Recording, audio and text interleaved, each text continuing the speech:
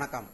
அன்பார்ந்த இணையதள நேயர்களை மீண்டும் www.qcrc.in என்ற இணையதளத்திற்காக நியூஸ் தமிழ் செய்தியிருக்கையில் உங்களை சந்திப்பதில் பெருமகிழ்ச்சி அடைகிறோம்.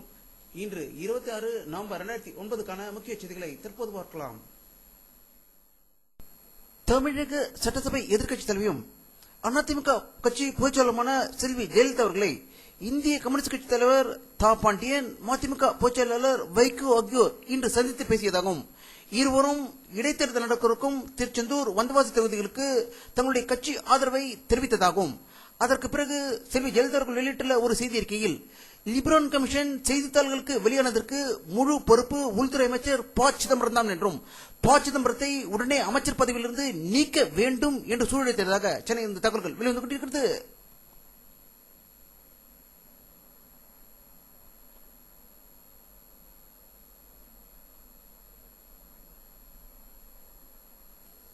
தமிழக முதல்வர் கருணாநிதி அவர்களை தலைமைச் செயலகத்தில் தெற்கு ரயில்வேயின் புதிய பொது மேலாளராக பொறுப்பேற்றுக் கொண்டுள்ள திரு தீபக் கிஷன் அவர்கள் மரியாதை நிமித்தமாக சந்தித்து பேசியதாக தலைமைச் செயலகத்திலிருந்து தகவல்கள் வெளிவந்து கொண்டிருக்கிறது.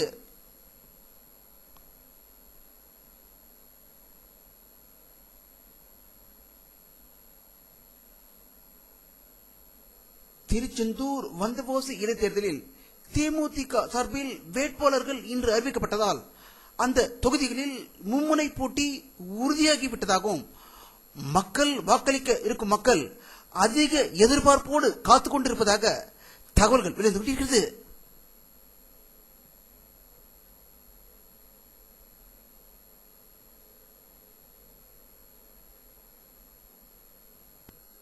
விடுதலை புலிகளின் இயக்க தலைவர் பிரபாகரனின் பிறந்தநாளை ஒட்டி தமிழக முழுவதும் பிரபாகரன் பல்லாண்டு வாழ்க என்று கட்டவுட்டுகள் வைக்கப்பட்டதாகவும், முக்கிய தலைவர்கள் பிறந்தநாள் வாழ்த்துக்களை கூறியதாகவும் தமிழகத்தில் உள்ள அனைத்து பகுதிகளிலிருந்தும் செய்திகள் வெளிவந்து கொண்டிருக்கிறது.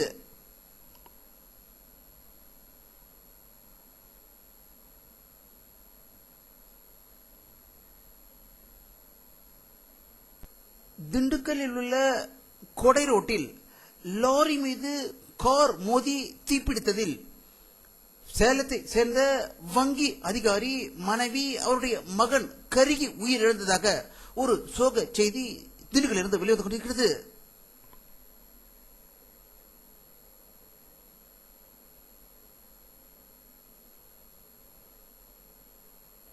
மும்பை பயங்கர தீவிரவாத தாக்குதலின் ஓராண்டு நினைவு தினம் இன்று மும்பையில் அனுசரிக்கப்பட்டதாகவும், இங்கு ராணுவ மரியாதை செலுத்தப்பட்டதாகவும் மும்பையிலிருந்து தகவல் வெளிவந்து கொண்டிருக்கிறது.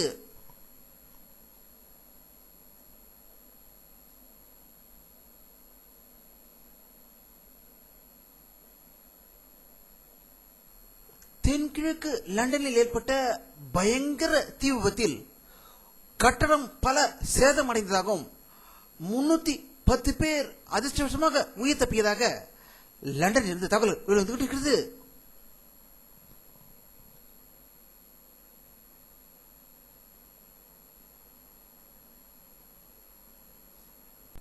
பாரத பிரதமர் மன்மோகன் சிங் அவர்கள் அமெரிக்க சுற்றுப்பயணத்தின் இறுதி நாளான இன்று செய்தியாளர்களிடம் பேசுகையில், உலகத்தில் உள்ள இந்தியர்கள் அனைவரும் இந்தியாவுக்கு திரும்பி வந்து இந்தியாவின் வளர்ச்சிக்கு பாடுபட வேண்டும் என்று வலியுறுத்தியதாகவும், லிபரான் கமிஷன் அறிக்கை பாராளுமன்றத்தில் சமர்ப்பிப்பதற்கு முன்பே செய்தித்தாளில் வந்தது எனக்கு அதிர்ச்சி அளித்தது என்றும், இது மாபெரும் தவறு என்று கூறியதாக வாஷிங்டனில் இருந்து தகவல் வெளிவந்து கொண்டிருக்கிறது.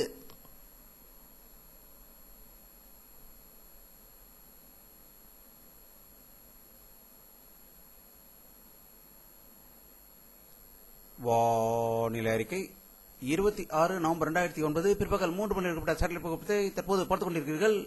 தமிழகத்தில் மேகமூட்டங்களே காணப்படவில்லை. அனைத்து பகுதிகளிலும் வெயில் அடித்ததாகவே தகவல்கள் வெளிவந்து கொண்டிருக்கிறது.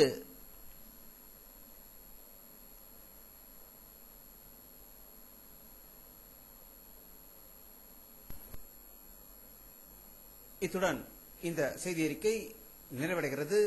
மீண்டும் நியூஸ் செய்தி அறிக்கையில் உங்களை சந்திக்கும் வரை உங்களிடமிருந்து விடைபெறுவது உங்கள் கே. பாலாஜி. நன்றி.